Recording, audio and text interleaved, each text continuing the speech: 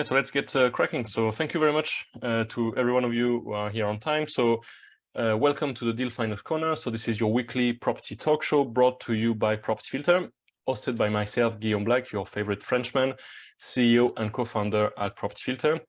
It's the UK's highest rated platform to find deals, and we're on a mission to empower property investor and our deal source members to find 1,000 deals this year alone, thanks to the Property Filter blueprint.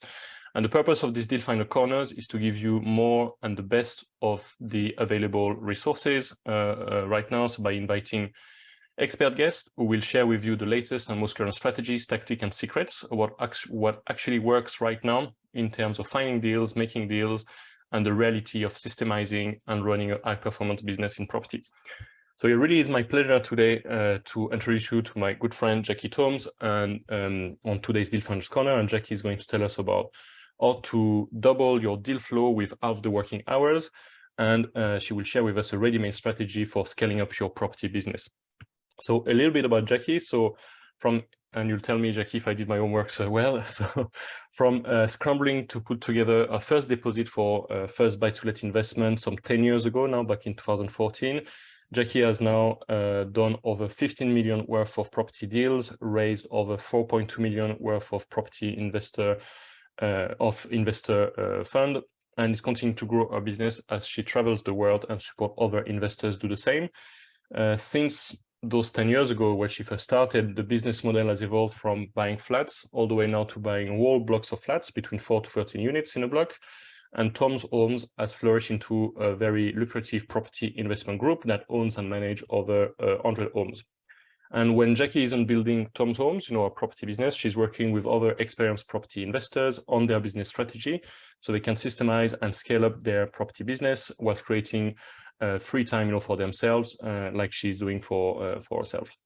And since 2016, Jackie has worked and helped 120 small property business owners do the same as she's doing right now. And all along, she's been featured in 2 Amazon #1 best-selling books.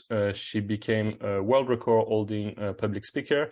You'll see she speaks a bit. She's a bit more at ease than I am in this field. And she's become known for developing the holiday every 6 weeks lifestyle. So something you might be interested in. So what you can expect from today's episode. So she's going to tell us about how you can diversify your property strategies and doing so at the right time. How you can find a solution to the chicken and egg problem between the deals and the investor, which one should you find first? And then when it comes to systemizing and hiring, how can you do this without sabotaging your success along the way? And finally, she will talk us through how to make sure the property strategies you're working on right now will enable you to hit your cash flow goals. So and then we move to a Q&A. So I'm really looking forward to hearing more about Jackie's talk today. Please give a massive virtual welcome to Mrs. Jackie Thoms. Hey. Oh, thanks, Guillaume. That was wow, quite an introduction. It's quite amazing hearing someone lay it all out like that. So thank you very much for the lovely introduction, and it's really amazing to be here with your incredible community today. I really love the stuff that you're doing at Property Filter, just seeing how much of a difference it's making to the ease of being able to source deals. And I think it's a really nice symbiosis that the two of us have in terms of our methodology for growing a property company. So yeah, it's great to see how those two can kind of plug and play within each other today. So thanks, Guillaume, for the lovely introduction. If you are sitting here really engaging with the talk today, I'd love to have your video camera on. It's a bit of a weird situation being a speaker. It's kind of somehow you're surrounded by people, but it's simultaneously the loneliest place on the world. You're just sitting at a screen talking to yourself. So if you can put your camera on, I would really appreciate it. So just to kick us off, it'd be great just to understand a bit about you guys who's on the call here today. You can either best pop this in the chat box. Can you just pop into the chat box how many deals have you done so far in property? Are you kind of just starting out looking for your first one? Is it up to 5? Just give me a rough number for how many deals you've kind of done so far in property. Just give me a sense of how new versus experienced we are on the call, so I can just bear that in mind. Okay, cool. Nice, doesn't matter whether it's none or many. Cool, so just keep those going. As I go through the session today, I'm really pitching it towards you guys who are starting to get sort of over 5, sort of the 5 10, 15 kind of ballpark, you've kind of done those number of deals, this is where this stuff that I'm going to share today really comes into its own. Those of you who are just starting out or have just done a couple of deals, don't be disheartened, because actually I wish I'd heard this information when I was in your position, because it would have really forced me to be much more focused in the approach and made things a heck of a lot easier. So those of you who are kind of 0 to 3 and just getting going, see this as me sort of showing you the future, a potential future, and the potential downsides along the way. Those of you who are kind of over 5 to 15, that kind of area and over that, you will relate much more to the challenges that I am sharing, and I'll put forward potential much easier ways forward to make all that happen. Awesome. Just having a quick look. Okay, cool. A really nice spread of different experience levels on the call. So thank you for all of that. That's really helpful context for me. So let me just share my screen. Can you guys give me a thumbs up if you can see my screen okay? Awesome, thank you. So we're talking about doing double the deals in half the working hours, and how you can scale up your property business. Because I don't know about you guys, but I didn't just get into property because I wanted to have a different job. I got into property because I had other things that I wanted to spend my time doing, like traveling and holidays. So that's why why this talk has come together, really. All of the learnings, it's not just about being great at property, but it's about being great at property in such a way that enables you to create more time, not just more work. So there's no point in having loads of money if you've got no time to actually go and enjoy it. So it's getting the balance between those two elements. So we're going to go through this model today. This is a tried and tested ready-made strategy for scaling up and doing more deals. I founded Property Strategy back in 2016. I started working with people on their business plans. I'd only had property mentors to that point in terms of building homes, and I started working with a business mentor, and I realized how much I did not know about business. I knew how to buy property, but I didn't know what that meant in terms of how to scale up a business. And I started using this amazing one-page planning tool to create a great business strategy, which really transformed what we were doing. And I started to work with other property investors to share that learning, because it had made such a big difference. In those kind of 7 years since using that kind of strategy tool ourselves and working with others, I've kind of figured out a one-page planning tool is great, but actually it's more about what exactly you focus on within that business plan and what you focus on at different times in that life cycle of scaling up your business that really makes the biggest impact. And this is what I've distilled it down to. What you focus on in terms of how you do more deals, how that links to raising finance, and how you ensure you keep focused along the way. And when those three elements come together, that's the foundations for doing more deals in less time. Now, this breaks out further. So each of these areas split out as follows. So within doing more deals, I'm going to be focusing on your deal criteria, sourcing plan, and deal pipeline. Then coming around to investors, how you make sure you've got a clear structure and proposition, how that fits with your investor pipeline, and who the right investors really are. And then finally, we'll come around to keeping focus and talking about right systems, right team, and getting the right routines and habits in place in order to get you through the pinch points along the way. And then as we come into the center, we're talking about what a scalable business model, what that truly means, how that links with your ability to raise finance, and how you take a systemized approach to growing so that you can be really efficient. So this is what we're going to go through over about the next 40 minutes together. So a whistle-stop tour to kind of land some of the key lessons that we've had en route from going from scrabbling to save the money from doing our first deal to raising, those bullet points are a bit out of date actually, Guillaume. I think it's over 60 million pounds of deals, probably about to be about 18 million, plus about, I think it's nearer to 6 million we've actually raised in finance. So it's all the learnings and mess ups that we've made along the way to creating this and making this all happen. So we're going to start here in the doing more deals area. Now, thinking about a business strategy, a great strategy to think about in this area is aiming towards a replicable deal pipeline that consistently secures deals without your constant involvement. So that starts here with your deal criteria, sourcing plan, and deal pipeline, and those things come together to help you to be able to consistently do more deals. So when we bought our first deal back in 2014, it was a one-bedroom flat. We bought it for £108,500, did about £7 grand refurb, and we refinanced. I think we got down value it was like 125, I think we got revalued at on that first valuation. After that first deal, we started talking to family members who wanted to, had some money, and we managed to get them on board to come and invest, to go and do more of the same kind of deal again. So from doing that one and it taking 18 months to save up and make it happen, we agreed another like 3 or 4 deals in the subsequent sort of 3 or 4 months after that, because we were going out there and replicating the same thing that we'd already done. So it was just a 1-bedroom flat, it was just a refurb, it was nothing that sexy, and we just went and started to do more of it. And it meant that we moved very quickly from just doing one deal to suddenly doing multiple deals all at the same time. Now, I wish I could say it was the plan, but it was actually a complete strategic accident. And it's only with hindsight that I can see how important that moment was, because we just went from doing one individual flat refurb and finding more of those and buying those and repeating the process, which links into this whole idea of having a clear deal criteria around what it is that you're doing and going forth and replicating it. Now, the problem was around this time, and I'm sure many of you can relate to this, we started to get out there and get networking. It was what I was learning. You know, if you want to go and raise finance, you've got to get out there and start networking. And it was great. You know, when you go out and network, it's really great because you realize that you're not the only crazy person who's doing this property stuff. So, you know, you go out there and you make some friends and it's great. The downside is you suddenly start to realize there's a whole other world of stuff that you can do in property, right? So for us, I started looking around and seeing how it had taken me 18 months to buy one property, the first one.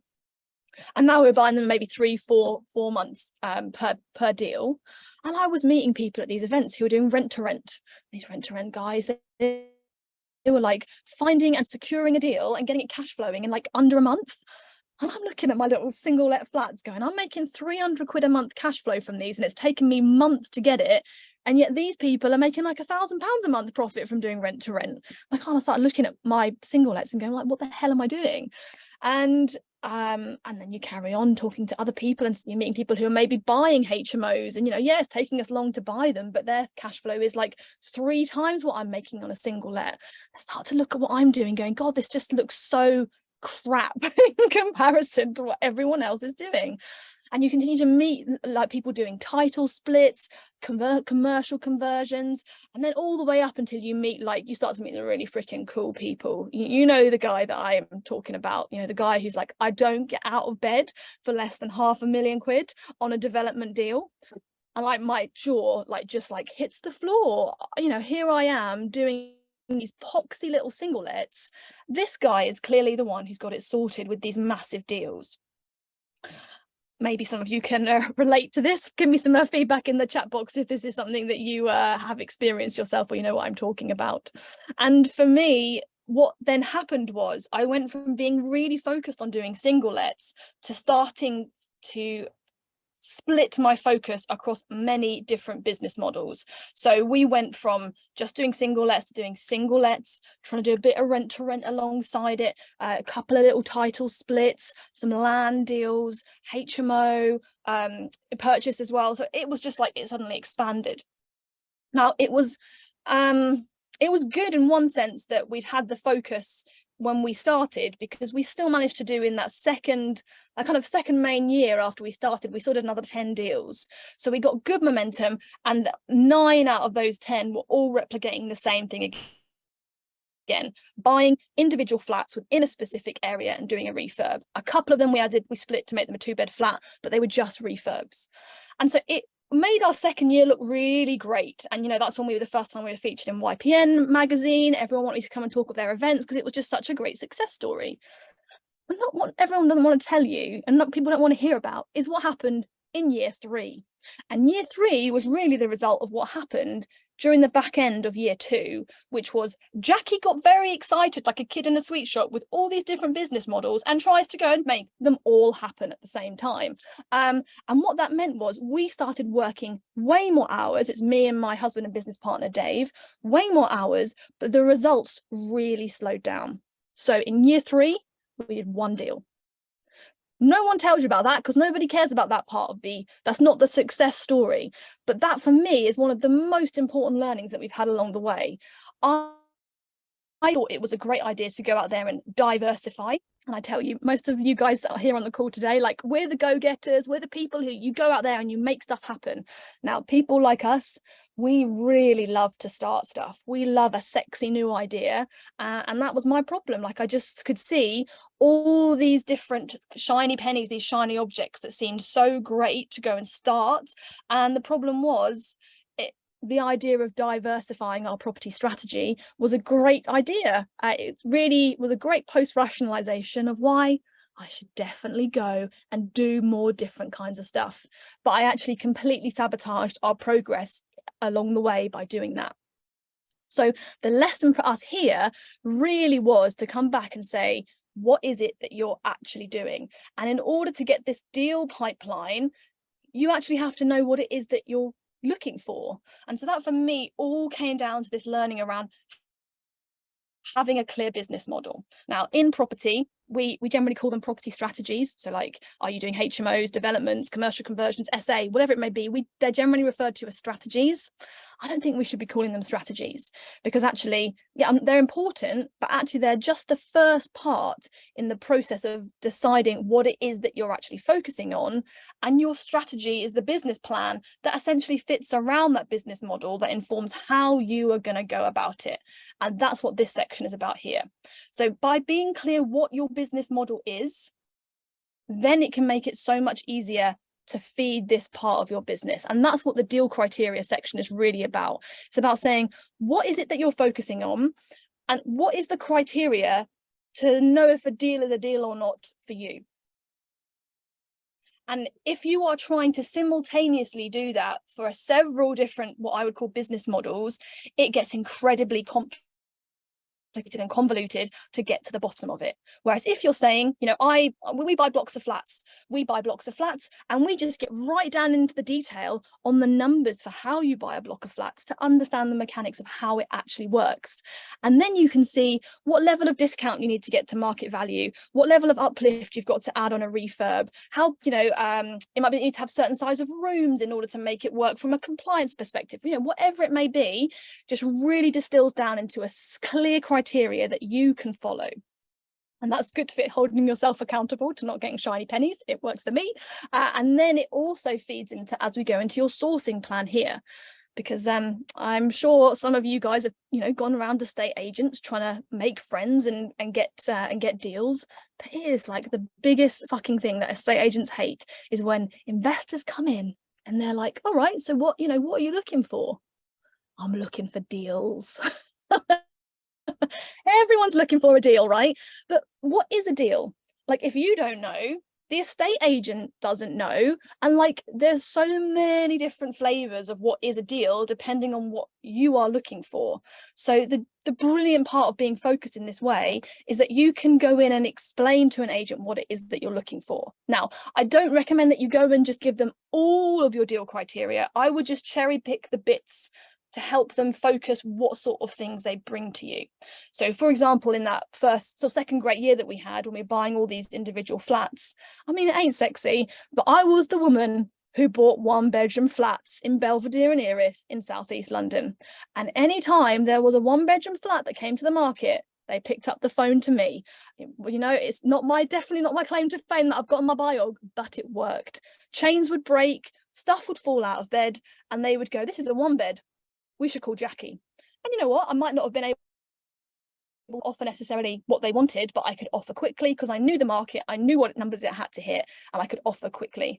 And it's funny because we kind of think that by saying, this is my model, like you kind of want to do all these different things, but by saying that this is my model, you think you actually are missing out. But actually, by being really clear, you attract the thing that you are actually looking for to you with so much more ease, because everyone knows what it is that you actually do. People just send me blocks of flat deals all the time. Now, people I'm not even necessarily sure who they are, but they know now, Jackie, they buy blocks of flats, particularly if it's in Kent, send it over to them. And it's just such an easy way to start attracting things to you. And of course, we're here sitting today thinking about property filter and having your clarity around what you're looking for and setting property filter up to be able to make sure you are pipelining and following up and being aware of the right opportunities. It all feeds nicely into that process too. which then comes onto your deal pipeline. Most deals are not deals when they first hit the market. Normally, it takes a bit of time for a vendor to realize that their price expectations are too high, or motivation to increase, or a chain to break. It's those deals that have been hanging around a little while, and that there's more of a story to, where they start to become possible to agree at a price that's going to work to make our numbers work. And this is why your deal pipeline is gold, and it's why having a great process to follow up on the deals that are in your little ballpark, they're in your area, they fit your criteria. You want to have an easiest way as possible to know everything that fits within that, so that you can just watch them. You can watch them and be aware of them and just follow up on them at the right time to capture those opportunities.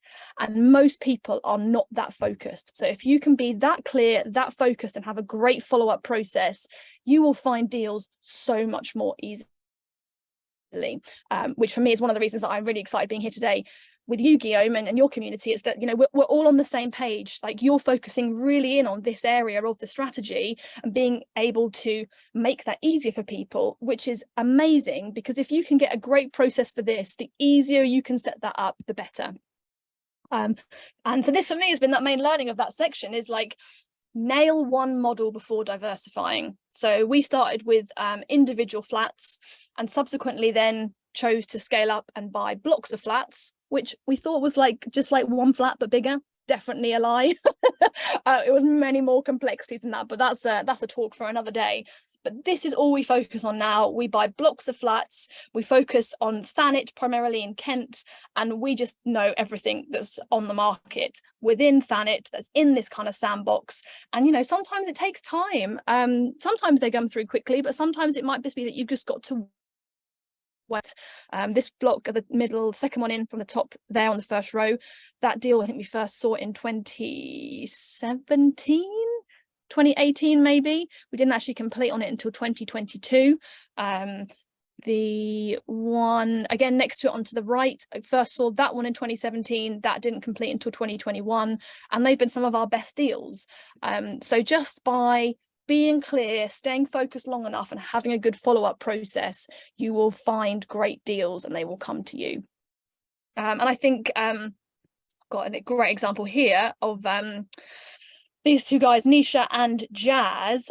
These guys also operate in Kent. They run a company called Castlewood Homes. So when I first started working with these guys, it was just in the pandemic, 2021 I think it was, and they were going through exactly the same thing that we'd been through, right? They'd had some HMOs and wanted to go and do more, but they'd kind of got pulled in many different directions, trying to do lots of different types of deals. Like, everything that came across their desk, they were trying to make it work, whether that be a land deal, a commercial conversion deal, a flip. And like, their focus had got really watered down to what they were actually doing. So therefore, everything was becoming so much harder to secure. So that these guys are a husband and wife team. And obviously that causes friction between you, like when you can't clearly just make a decision and move forwards on things. So by going through this process of going, right, what's our business model? What's our criteria? And let's just focus on sourcing those and pipelining those. It has just transformed what these guys are doing. So they were spread so thin, loads of time was going into the business, but deals were not getting secured because they were trying to do too much. And where these guys are at now is a conveyor belt process to doing more deals. So they literally know how exactly they go from sourcing something to offering something to waiting to the right time to jump and offering on it and then completing. And it goes into their process of conversion and then ultimately through to refinance. They are so focused and streamlined, and these guys are just finding deals. You know, they're just there, they know their patch. These guys absolutely love Property Filter. It's really plugged in so nicely to the work that we've done to help them have that clarity, to make sure that they're just easily having opportunities flagged up to them when the time is right. And then, of course, that links into the investment side of things too, which we're going to come on to in a moment. So this, for me, by starting with that business model piece and bringing that into your criteria for deals, that is a fundamental part of the process to being able to scale up that property business without it taking loads of time. It makes you just more efficient more efficient and more focused, and actually more fun, because you get more results too. Awesome. Yes, Guillaume, great feedback. Nisha and Jazz are some of our most successful property filter members. Really great to be working with them. And I think it's just like, again, for me, that's just why we all want this to be easier for us. So I think we're all in the right place to make that happen. Nice. Oh yeah, thanks for popping a question in the chat, Bob. If anyone else has questions as you go through, pop them in the chat and we'll come back to them at the end, unless it's like a clarification one. So yeah, please do put them in so you don't forget them. Awesome. Let's bring that into the investor side of things now, because it's important to do that first when it comes to them moving into raising finance. In the chat box, just give me a little bit of background onto where you are with raising finance. Are you wanting to raise finance? Is it something that you've already done that you feel confident in? Just give me a little bit of a status about where you are in terms of raising finance at the point in what you're doing in property. Okay, nice, brilliant. Keep them coming, guys. It's really helpful for me to just keep one eye on where everyone's at. So what this means then, so let's just recap where we're at. Choose a business model, understand the deal criteria so that you can understand all the mechanics and the numbers of that deal and how that can work with an investor in terms of the returns. Let's now bring this in to what that means for raising finance.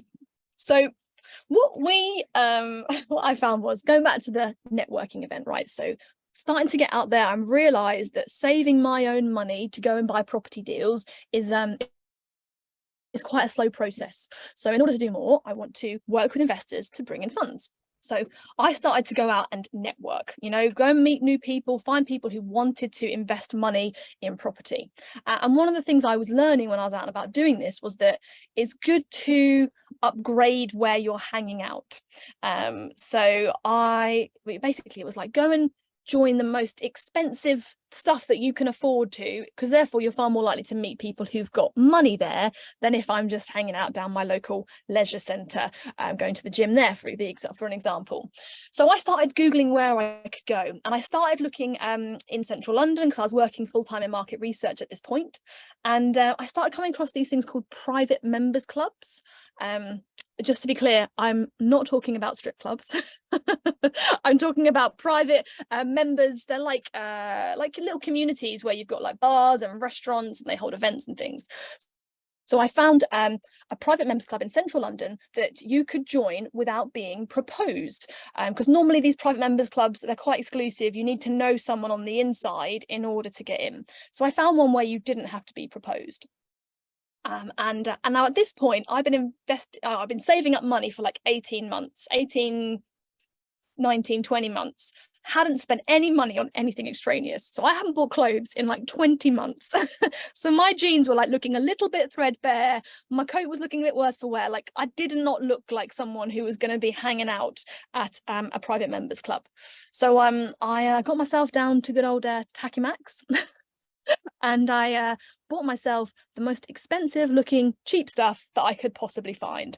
I got myself a very nice Ted Baker coat, like Michael Kors coat, sorry, and just got myself looking like someone who could fit in at a blag my way in, you know, talking about being a successful property investor.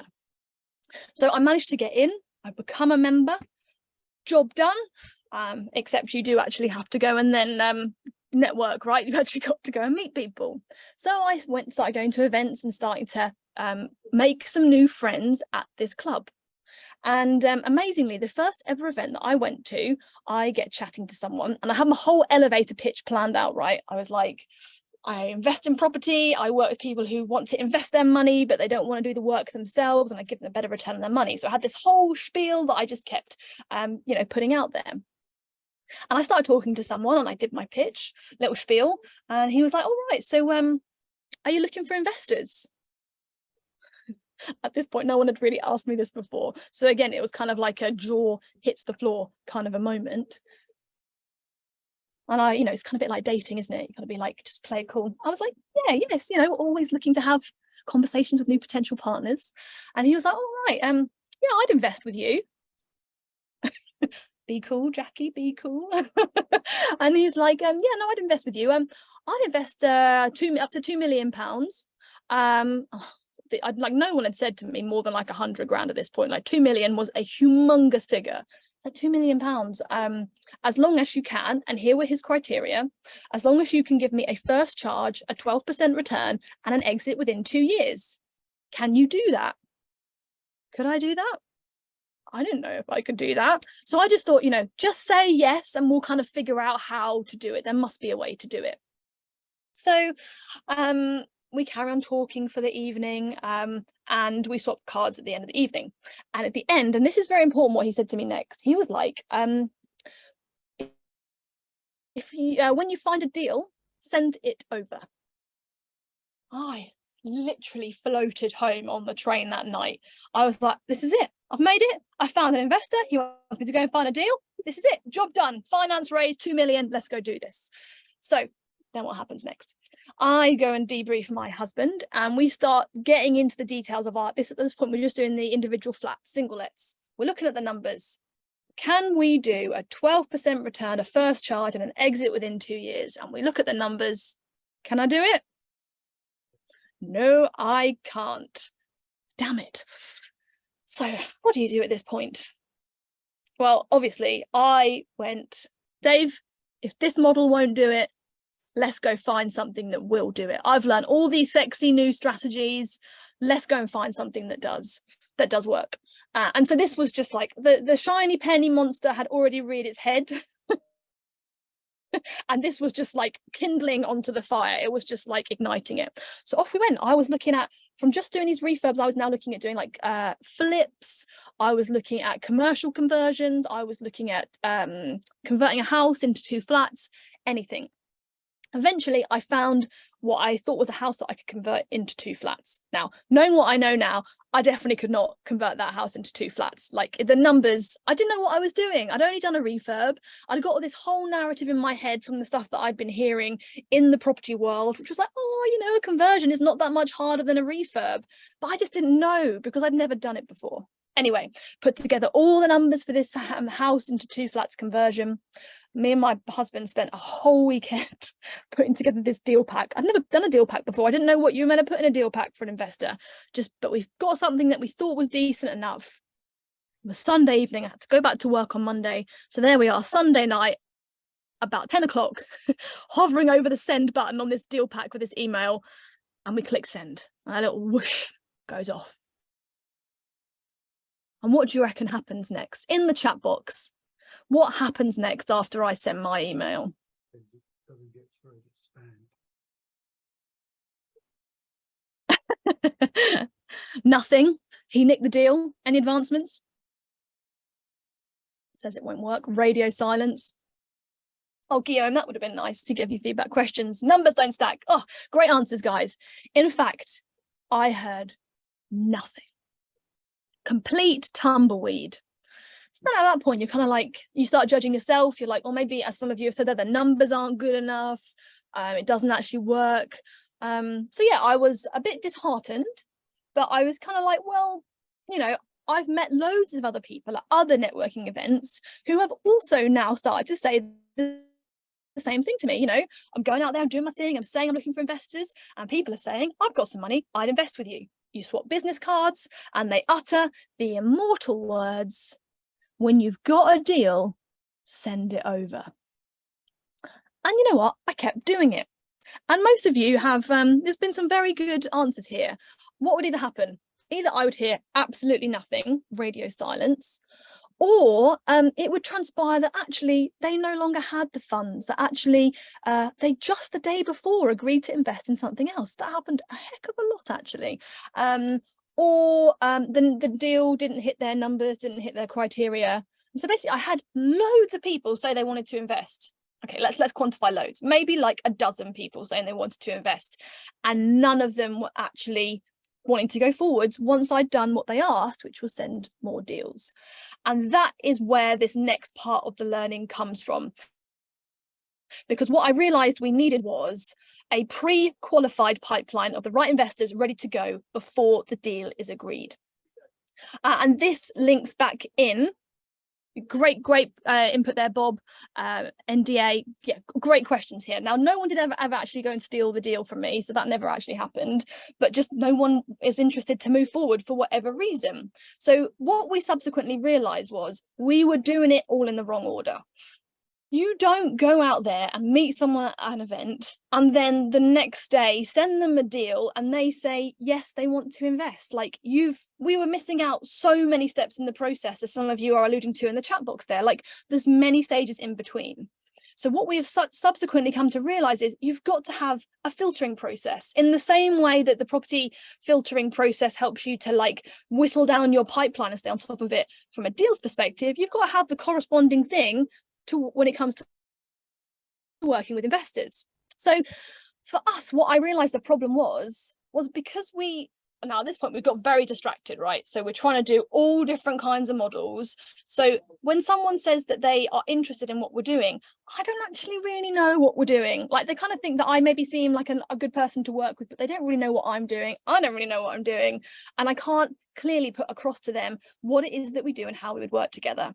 So this then starts to link back to the very beginning, a clarity on what the model is and what the deal criteria is so that you understand how it can work for an investor.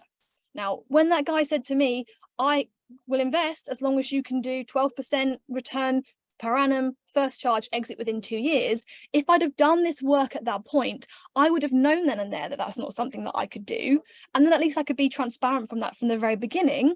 And then you can have a conversation. And it actually might be that there is some wriggle room in that criteria and you can have a conversation. Or it might be that there's no wriggle room, in which case it's fine. You say, I can't help, and you send them off on their merry way or link them up with someone else. So by having that clarity about what it is that you do and knowing how it's going to serve an investor and what it will look like from a returns perspective, what types of security you can give, how long until you like, what are the exit options, do all the funds come out and refinance? If they don't, what funds are left in? What's the exit for those? What's the return on those numbers? You cannot do that simultaneously for like 3, 4, 5 different models. There's enough to learn just with one. So by having that clarity about what your business does and feeding that into your analysis about how that works from what structures you can offer an investor, it means right from the get-go, you can be super clear with an investor about what it is that you do. Now, then that's the structure and proposition part. And then that leads into an investor pipeline process, because it goes both ways. You want to get to know an investor before you work with them because you want to work with the right investors. An investor also wants to build trust and confidence in you. And that happens over a number of different interactions. So we want to have a staged approach to getting to know investors over an extended period of time. So for us, rather than just sending over a deal straight after event, what we learnt was we had to have like a follow-up conversation, get to know each other better.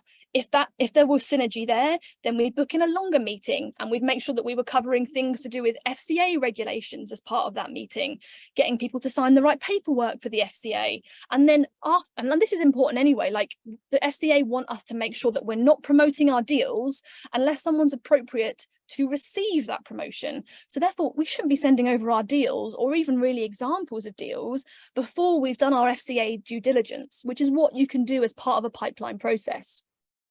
So we would get people to a certain point, get FCA due diligence done, and then we'd get into conversation about like have an example deal that fits the model and just bring it to life, use something that's not a live deal, talk about how it will work, what the structure options are, how the returns work, and it just ignites that conversation between you and a potential partner for how it can work to make sure that it is going to be something that they're looking for and they're going to be the right fit. If subsequently it is the right fit, we would just then start to focus on getting investors to heads of terms, which is like just a very simple layman's term document, couple of sides of A4 on Word. What's the agreement for how we're going to work together? Investors going to bring X amount of money. We're going to do this number of deals. We're going to find the deals. The timeline is this, the criteria, expectations of this, all of it all written down. And we started signing it.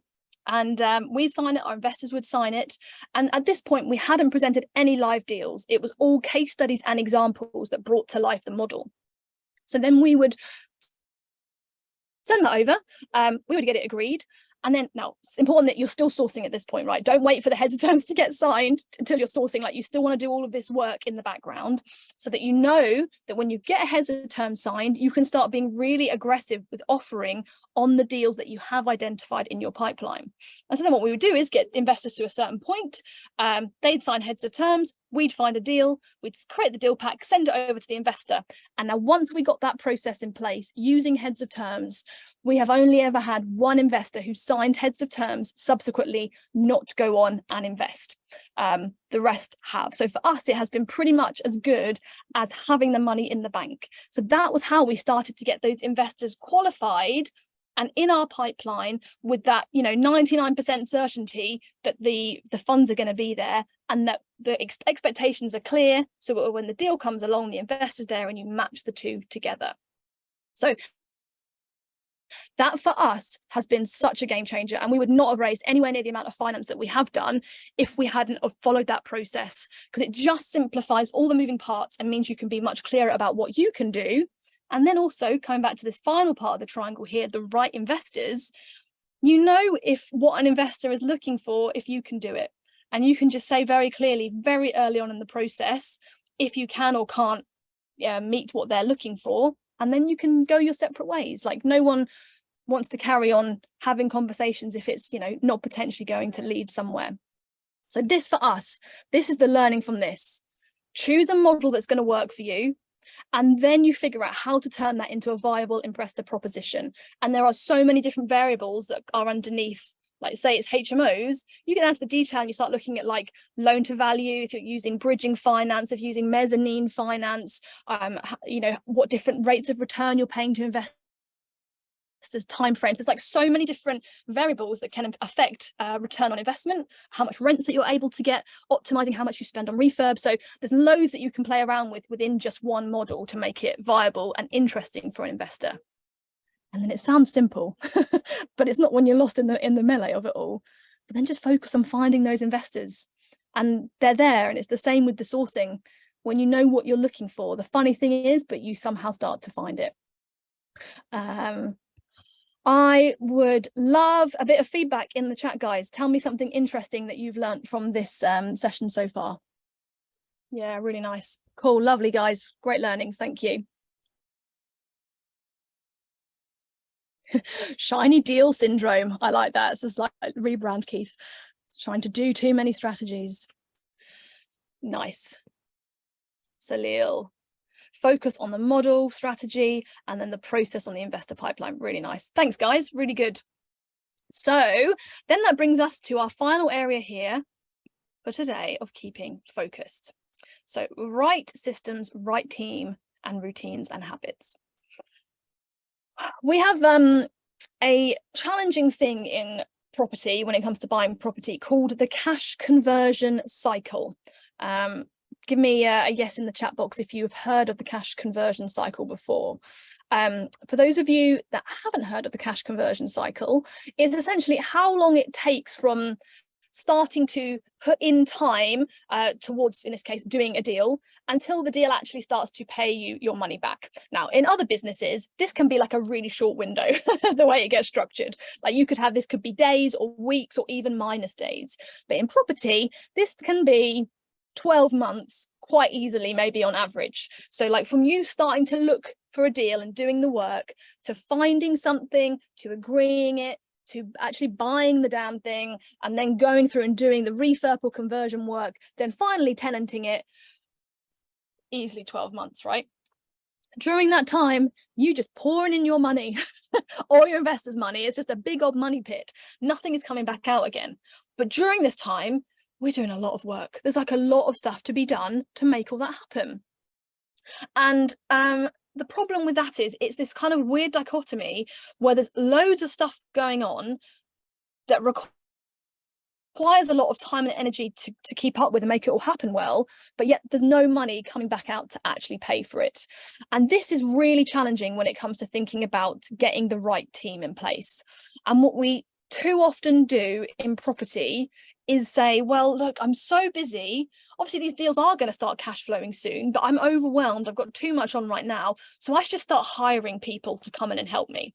Now, if you start hiring people at that point, what you can start to do is start to get to yourself, set a precedent of always being behind yourself. So say you've gone through this process of doing all these deals, and then it starts to cash flow and you start to make, you know, £1,000 a month, let's say, but you've already started to invest in like maybe a VA who you're maybe paying £1,000 a month to, and you've been paying them for 6 to 9 months to help you. Like, you've got quite a while to actually catch up on that cash flow, being able to not only pay for the VA but pay for you as well.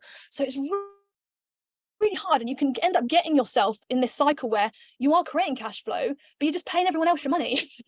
And I'm pretty sure you're sitting here because you are trying to build your own cash flow.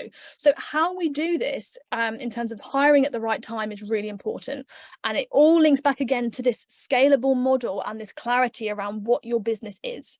Because if you are doing many different strategies all at the same time, there is going to be even more work to do. So it's going to be more likely that you're going to want to hire people. So therefore, you're doing more. It's going to be slower because you're doing more. You're also more likely to help because you're doing more. So therefore, you're far likely to get on the wrong side of how much cash is being paid to your team versus actually being paid to you, which is where this idea around keeping focused is really important. We kind of got, and some of you are in a different place, those of you who are kind of getting to much larger portfolios, but for those of you who are kind of going from like that sort of 5 to 15 area and growing from there, this is particularly pertinent to you, because you're going to want to make sure that you are growing your cash flow to be able to fund your life and what you're doing, to give you more time to focus on property. And if you end up giving it to everyone else, it's all a bit arse about face. So if you can keep focused on whatever your model is, focus on the criteria and the sourcing plan and getting those right investors in place, you are wanting to get yourself essentially kind of through the eye of the needle where you get to the other side where there is enough cash flow to support you, and being really as lean and as focused as possible in what you actually outsource along the way to make sure that you can actually pay yourself. And what that means is you have to balance the order and the chaos and focus on the cash flow creating actions. And this then links into this point around systems. I have seen some people who have got some beautiful business plans, absolutely beautiful, beautifully thought out, laid out, lovely formatting, really know what they're going to do. They've got all their systems set up in the background. It is beautiful, but they're not really doing anything. Nothing's happening. They're not doing any deals. They've got all the structure, but they're not got the hustle to get the stuff underway. That's the one side, that's the order side. On the chaos side, there's so much going on, and this is more likely to be on the, if you're more of a deal maker, hustler, you're great at negotiating deals, you're probably more likely to be on the chaos side of this. Loads of stuff going on, and impossible to be able to delegate it because you're required for all of it, because it's different every single time. And you kind of, if you're not careful, end up on a bit of a knife edge if you're in that situation where just a few things go wrong and it can just completely consume and overwhelm you. And either it is the business does not do well from a financial perspective because it's too complicated, or it's like extreme burnout, and more likely to experience personal challenges like depression from being just completely overwhelmed and burnt out. So what we want to do, we don't want to be either sides of this pendulum. We want to be somehow in the middle where there's just enough order and structure holding us together, but that we are still doing what really matters in terms of building and growing the business. And that, for me, again, I hate to harp on about it, but it comes back to having a clear business model that you're focusing on, because all of those things all cascade down together to say that there's enough focus in what the business is doing. And if you keep replicating it, so let's just say you're building a HMO portfolio, you just keep building just same thing, another HMO, overcome the challenges that come up with that, mitigate the risks that might be inherent in that model in the market at this time, and you just make it work better every single time. But because you are staying in this kind of clear sandbox, you're kind of limiting how chaotic it can really get, because like that essentially is the order around it, so that you can just go and really hustle within that niche to get the deals done, because it's deals and investors that really build that cash flow in the business. So keeping focused, and therefore not, you don't want to waste every day that you are sitting down, writing up a system and a process is a day that you are not building your, you're not finding investors and you're not doing deals. So you're not growing the business. So the cash flow is not growing. So really what you want to do, I'll come back to the routines and habits in a second, is to make sure that you are taking a systemized approach instead of systemizing. So that's what this all is, by just having this focus from the big picture and just following it all the way through down, through your deal pipeline, through your investor pipeline, through the focused action taking that you take day to day, you are just naturally systemizing your business. So you don't have to sit down and create all these flow diagrams and figure out, write up your process manual, because you've actually got higher value tasks to be doing in your business. Now, I'm not saying that you don't want those things at some point, and at some point you do have the cash to start bringing in team members.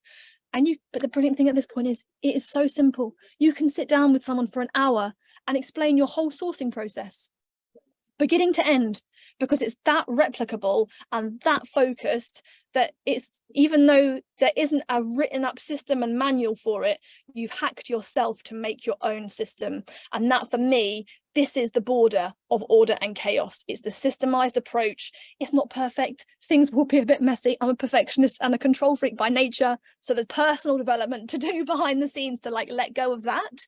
But it works, and it will just hugely accelerate your process, your progress. And then to go back to that last point here around routines and habits, you therefore need to be what the business needs you to be. Now, at some point, you'll be able to afford to hire all the different skills and talents that you need. But until you've got the cash flow paying you what you need to at least cover the your basic level of cash flow requirements, you just got to suck it up and do what counts yourself. And you've got to find a way to be the deal sourcer, to be the investor liaison person, to do those different roles. So setting up how you manage your diary in order to hack yourself to mean that the stuff that you procrastinate on or that you feel scared of, you just make sure that there's a way to do it to get the business to the point that it needs to be at, so that you've got the cash flow being paid to you before you start dispersing it to everyone else. Oh, woo! We are coming towards conclusion here. I hope this is all making sense. So let's bring this together. So what this ultimately means is that you can spin less plates and bring the pieces of the puzzle together to efficiently do more deals. That scalable business model makes it so much easier to raise finance. So then you completely remove that limiting factor of finance being the barrier to doing more deals, because it's so much easier to get it all set up. You can just get people lining up really nicely. And then that systemized approach to how you're growing the business so that you are keeping enough cash flow to be able to pay yourself what you need, and you are not just completely burning out along the way or getting so stuck in making a pretty business plan that you procrastinate on growing the business. And it's by bringing those things together, that is the secret to more deals in less time. And ultimately, it's a great formula for just growing a property business, but it's also a great formula for having a great life too. And we're traveling around in a motorhome in Europe at the moment. We're not back in the UK now until end of October. That is only possible because of the level of focus and structure and clarity that all these lessons have come to. And this is how it all fits together. So just bring us back to here. So I hope this is all making sense to you. The final thing to say is this triangle here is essentially, we love a triangle at Property Strategy, as you may be able to tell, triangles everywhere. This triangle here is again, the top triangle of another whole massive triangle that sits underneath this, which is beyond the scope for the topic of today. But if you've enjoyed listening to me talk, this is something that I'd recommend just subscribing to what we're doing off the back of today. It's our Property Lifestyle Mastery podcast. We launch weekly podcasts all about scaling up a property business that runs without you, how you can travel the world whilst also having a property business, really creating freedom, building a team, raising investor finance. So it's really that blend of business strategy with personal productivity, along with mastering the mindsets that you need along the way. Because one of the things that Dave and I realized back in 21. We're sitting in Cape Town. The UK is in lockdown. We've managed to be in South Africa. We've just got our biggest ever investor on board. We've got 2 of our biggest ever deals going through. And like, it was far beyond the wildest dreams for what we ever imagined that we would have. And we're sitting in this villa with our own private pool, overlooking this amazing view of the sea. And you couldn't have asked for more. In fact, we hadn't asked for more. That was everything we asked for. But Dave and I realized in that moment that actually somehow there was still this like underlying anxiety, which there was nothing that we could attribute it to anymore. Up until that point, there'd always been something to blame it on. Or it will be that anxiety won't be there once we've got the next deal or the next investor. But actually in that moment, we realized there was nothing external that we could blame it on. And the only thing that was the problem was up here. And it's been for us a whole realization that was a whole piece missing to what we'd been doing up until that point, which was like our mindset and how we were, you know, we had location freedom, we had financial freedom, but we realized we didn't have emotional freedom. So this podcast is all about freedom for property investors and how you make sure you've got those 3 elements all coming together to give you the life that you want. So if you've enjoyed listening, you can get all the different links, the different platforms that we're on, property-strategy.com/podcast. Guillaume, maybe you could put that in the chat for me if you'd be so kind. So yeah, you subscribe there, and it's a great, you know, if you haven't enjoyed listening to me, you're probably not going to like it. But if you have enjoyed it, then yeah, it's a great way to keep in touch off the back of the session today. And then final points for you here. So if you want to get in touch with me directly, it's jackiet@property-strategy.com. Comments, ideally not hate mail, to that email address. Then if you are interested in what we do in property strategy and how we help experienced investors to go and do more deals, you check us out at property-strategy.com. We've also got some resources on there, like I was talking about raising finance and the pipeline, and I know I whistled through it. If you go to the resources section on our website, there's a free mini course which kind of breaks down that pipeline process in a lot more detail. And then if you're interested in more about the investment company, that's Tomes Homes, tomeshomes.com. So my final thought is, choose your business model, keep focused, make sure that you don't diversify too soon, stay focused long enough to make the business truly work for you, and make sure you're taking a systemized approach to growing your business rather than spending loads of time systemizing. And that is my final thought for the day. Back over to you, Guillaume. Well, thanks so much, Jackie. I just find the link. I'm just dropping down there. Thank you so much. It was really amazing. I have pages and pages of notes. So please, can you give some feedback in the chat? You know, if you like a good framework, so I like a good framework, and then I like a good triangle too. So if you like the way Jackie's, you know, breaking it down into very simple steps, you know, if you want to type a framework, you know, and let us know what you think. You know, if it was amazing, you know, tell us if it was amazing. And I really enjoyed this. I really liked how you covered, because obviously it really speaks home to us, you know, when you talk about the replicable deal pipeline, you know, to source deal predictably. So from your deal criteria, you know, in property filters where you set and forget your criteria, and then the machine, the bots will bring you leads that match this criteria all the way for you to push them down the deal pipeline. So it seems like we've we've been plotting all along together, but no, we studied success and we share what really works, you know. So it's great to see, and how, you know, you guys are, you know, smashing it with property filter as well, you know, like the lack of Jazz and Nisha doing so well. It's really amazing to see. And yeah, I really like how you talk about the whole journey of sabotaging yourself with the shiny penny, and it's something we see a lot. So it's a great reminder. People tend to set up too many criteria, too many lead generators within property filter. They look at all sorts of things in the same time, and you know, they just get overwhelmed. So, you know, less is more. Decide what works for you. Invest the time to get clarity into what you want, and then, you know, like, success become very predictable, you know, on the other side. Yeah, what is it that you are focusing on? What is the criteria of what is a deal? You know, what is a deal for you? So people don't know what is a deal because they didn't stop, you know, like half an hour to figure it out, you know, like to take a bit of a pen and paper and look at these things. Yeah, what's your criteria? And then ultimately you attract the deals. You know, once you've performed with an agent here and there, and you've built yourself a reputation of being the property problem solver in an area, then you just attract the deals, and it's having this clarity. And it's exactly what you say, going around saying looking for deals, like never yield any results. So you want to be the Frenchman with the short lease, you want to be you want to be something very, very specific in your area, and then everything will come to you. And so, yeah, so thanks, that's really amazing. And then this is what you're up against, so Jackie was saying most people are not that focused, so it's not that easy for you to make it to the top of the pile, if you follow the right process. So again, the blueprints and the framework Jackie shared and the things we built into Property Filter are here to propel you, to the top 1% of people out there, if you follow these steps, And then the follow-ups, so you got some deals you were looking at from 2017 and completed on in 2021, 2022, like we all want a quick deal, but the reality is that the best deals are in the follow-up, and follow-ups are in months and years, So yeah, so this is for all you guys, just keep a healthy pipeline of deals in Property Filter, follow up on everything, and like those deals will come. It's a numbers game.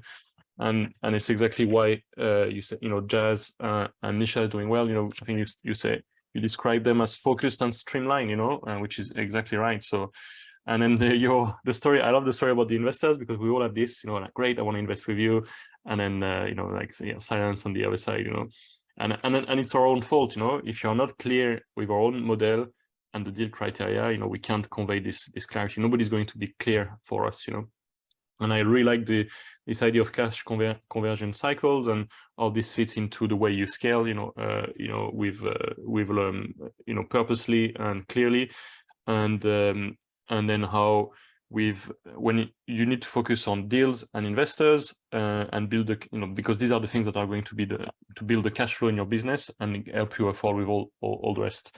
So having a systemized approach over systemizing, I think it's a great tagline, and I think we're all too guilty sometimes of making things too more complicated than they need to be. And so yeah, that was really great. And stop spinning plates and spin less plates, and you'll do more deals with a scalable business models, and get your hand around unlimited cash and a systemized approach. So yeah, I really like those frameworks, and I took a lot of learnings myself, so thanks a lot for that. And yeah, thanks for sharing things on your podcast, so the Property Lifestyle Mastery podcast, and then look up property-strategy.com for other things that Jackie can help you with. I think she's got an incredible little community doing really, really well. And we take a lot of credit for the success of their members on Property Filter, but the truth is they work with Jackie as well. So let me go around questions. So if I remember some of the questions throughout the talk, people were talking about this. Do you look for investor first or deal first? And there was a theme here with a few people asking about that. Do you want to comment on that a bit? Yeah, great. I think for me, it's more the investor first. But I think you still, the business model choice comes first, and you've got to know your area, you've got to know your numbers within that area. Like, you've got to be able to build a case study for a deal that will work and understand how that's going to work to be able to talk to an investor about the realities of that deal. So there's a whole piece of research to be done first, so that you've got something that you can talk to investors about. Now, it might be that you've already got something in your portfolio that you're wanting to do more of. That is the best way, by the way, guys. People come to work with me and they're like, I want to do something new, and most of the time I'm going, actually, that one thing that you're doing is actually really good and there's loads of scope to do more of it. I just need to convince you that there's legs in it and it's worthwhile. And that is a lot easier. Like, you leverage a lot of the work that you've already done. You've got the credibility already. You know the numbers. It's actually, you think it's not as good because you know all the pitfalls, whereas the new thing that you want to do, you don't know the pitfalls yet, so you think it's better. Yeah. But actually, if you can scale up what you already know how to do, it is so much easier. So then, yeah, you have to have that level of clarity, but then with that clarity, then you can go out and start to raise finance. So for me, you have to understand the deal side, but raising finance really comes first. Like, we would never aggressively offer on a deal unless we've got line of sight on the funds. So from that perspective, it's the investor first, but you can just get people to a certain point whilst filtering and finding things and knowing the opportunities. You could even start to put in offers, but you want to put them in low enough enough that they're not going to be accepted. It's just really Yeah. about getting the other side to show their hand, so that you've kind of got a bit of a sense about what they might accept and offer for. And if that works, you just keep your little BDI on that one side and you make sure you get your investor to heads of terms, and then you bring the two things together at the same time. Yeah, awesome. Thank you very much. And then how would you approach this in terms of, because we talk about investors in a way of raising fund to buy your own deal. So is that JV partners? Is that people you borrow money from a fixed rate? And how would all of that work from a sourcing perspective if I were to look for deals for people? Yeah, great question. It works for both perspective, from that JV partners and people who are just loaning funds. We've done both. We have more of a preference for JV partners actually, but we do loans as well. So yeah, same principle applies in both. And actually, we have packaged on deals to people as well. And the same thing again, we followed exactly the same process. I think it's a real danger to source to someone else's specification if you're a deal sourcer. I go through exactly the same process with deal packages that I do with anyone else. What sort of deals are you sourcing? In what area? What types of property? What are the numbers that you're looking to hit? So that you are doing the same thing. Like, these are the sort of deals that we find, and you find the investors who want to buy those deals, because you can't have your irons in the fire for all these different kinds of deals, and you don't really know what is a deal if you haven't done your research. Like, if you've never done a commercial conversion, to be able to find a commercial conversion deal where the numbers all fit when you don't know how much it costs for all the different things that are involved in a commercial conversion. So the odds are you're not going to present something that person wants. So I've never seen someone really successfully doing bespoke sourcing, making loads of money from it. And if they are, they're working a heck of a lot of hours, which is also not my vibe either. So yeah, it's the same. But just to clarify, so you wouldn't source on demand, but you would still start with having a pipeline of investors that you've qualified, and you know that there are some people here that are not going to waste your time, and then but you've made it clear that these are the criteria that you're going to find for them. So I think people are maybe have a simplistic view of, do I find the deal or the investor first? But it's a bit with a twist. What you are saying here is that you know your area and you know the criteria that are going to work for you, and then you attract investors through a pipeline where you're going to qualify them. And then when they reach a certain stage, this is where you go more hunting for this volume of deals, that can pass them. And you already know that they've already kind of pre-qualified for these, so you can be really quick with the completion and things like that. Did I get this right? Yeah, pretty much. And I would still say just choose what the model is that you're sourcing for. Do you find serviced accommodation deals?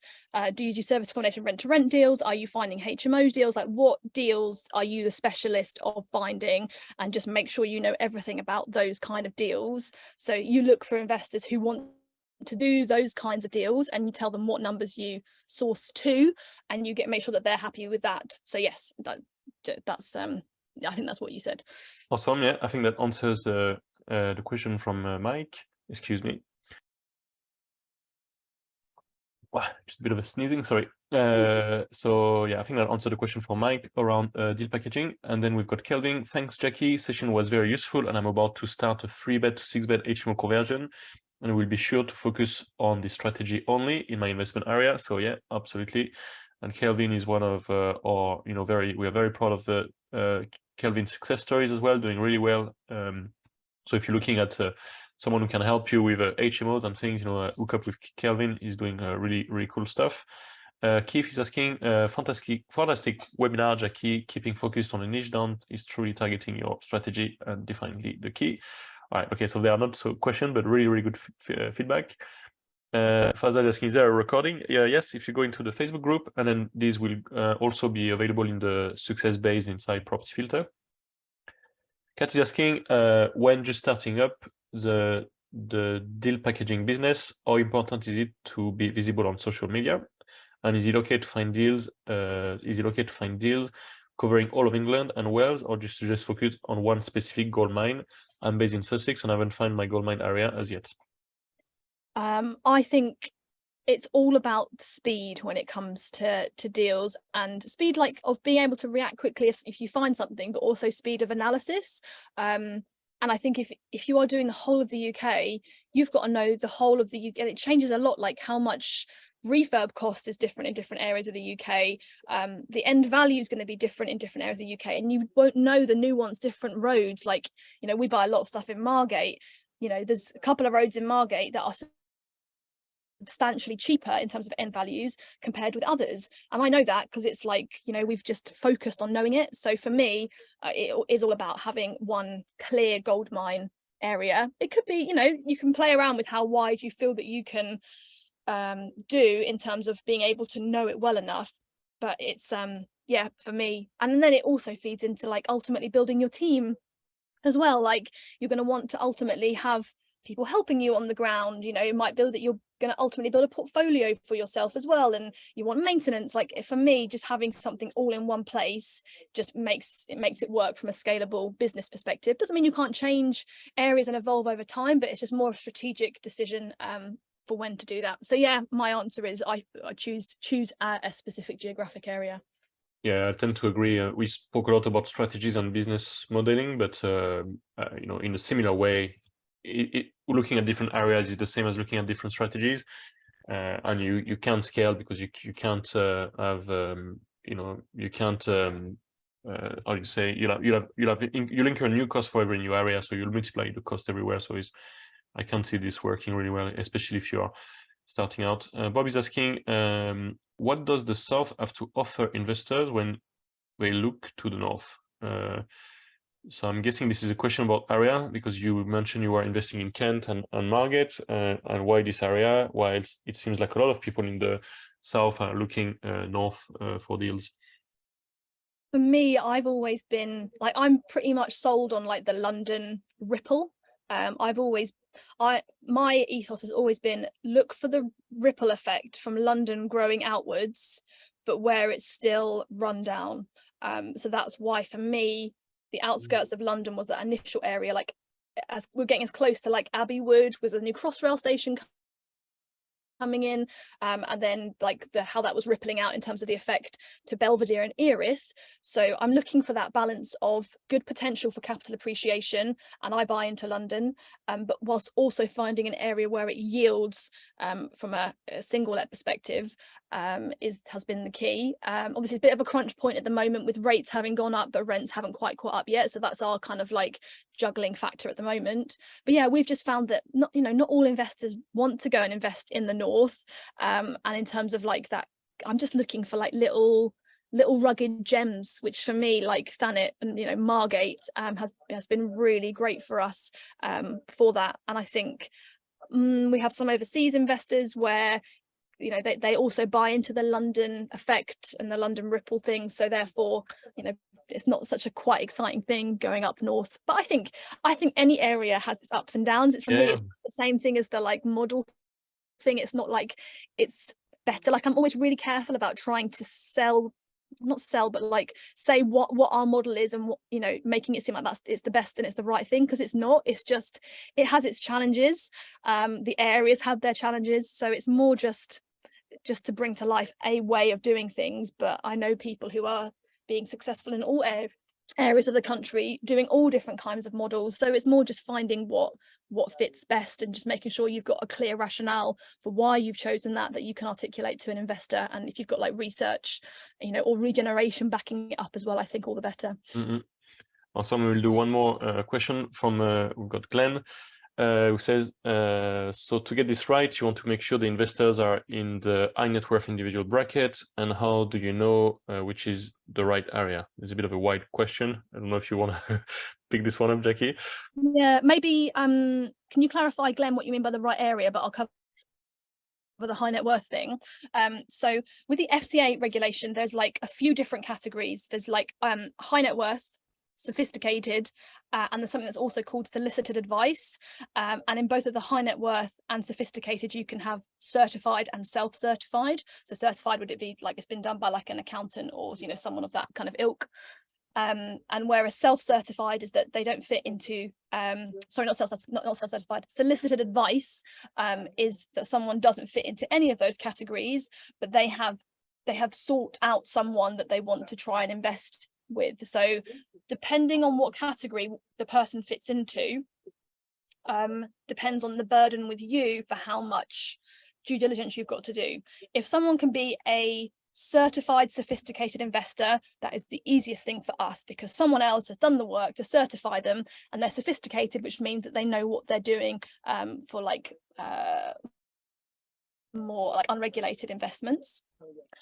Then the next rung down would be self-certified sophisticated, whereas they've certified themselves. Then you've got high net worth. Now, high net worth doesn't necessarily mean a heck of a lot like little old granny, you know, with a few $100,000 in the bank can be a high net worth investor. It does not mean she knows what, you know, a development opportunity is about. So again, it's a bit more burden on us to just check if someone's appropriate, and then this solicited advice is the final one. So for those, you've just got to make sure what category they fit into, and then there's some questions that we need to ask in some different areas to basically assess what are they trying to achieve, what is their knowledge and experience, what's their risk profile, how much do they want to invest versus how much they've got in the bank, and make a decision based on what you've heard and what you do to say, is this appropriate? Now, if someone came to me and said, I've got $5,000 in the bank, and I've got a very low appetite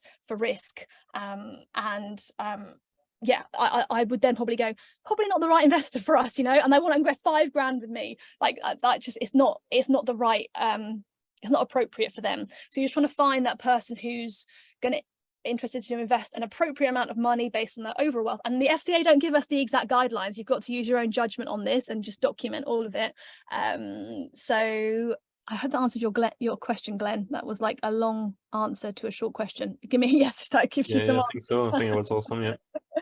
And then right areas a lot of empty shots right now for conversion and title splitting. I think it's a bit of an art rather than a science, the choosing your model. I would just write down all of the things that you are. It's basically what I've worked really hard to help people to be able to unpick, because it's a combination of some more like clear factors that you've got to weigh up, and some that are more like personal motivators versus your knowledge and experience and what you're trying to achieve in what space of time. So you kind of quite a lot of factors to bring together. The short lazy answer is write them all down, write the pros and cons for all of them, and think about what you've got experience that you can bring to, and just choose one. The worst thing that you can do is not choose. There isn't, even if you choose the wrong one, it's better to choose the wrong one and have chosen something than to have tried to do multiple ones and not chosen. So that's my lazy short answer. If there's more of a process that I go through with people to like properly weigh it all up and make an informed decision, but that's my webinar answer. I hope that helps, Glenn. Yeah, thanks so much, Jackie. Thank you, everybody, for being here tonight, this afternoon. And thank you. Indeed, it was really packed with value. Thank you so much, Jackie. So please take up Jackie's offer. Have a look at the podcast. I think it's awesome. So it's a good one to put on your playlist. And then, yeah, look up the property-strategy.com website for some of the announcements they have. Follow Jackie and Dave around the world and see what they are up to.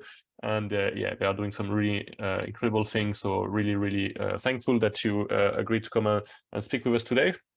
So for the rest of us, in the meantime, visit propertyfilter.co.uk, log on to your Property Filter account, check out the deal blueprint where you can define your goldmine area, engage with motivated sellers, assess properties in seconds, load your pipeline and make deals, have an endless supply of deals, join the top 1% and become a high achiever deal finder.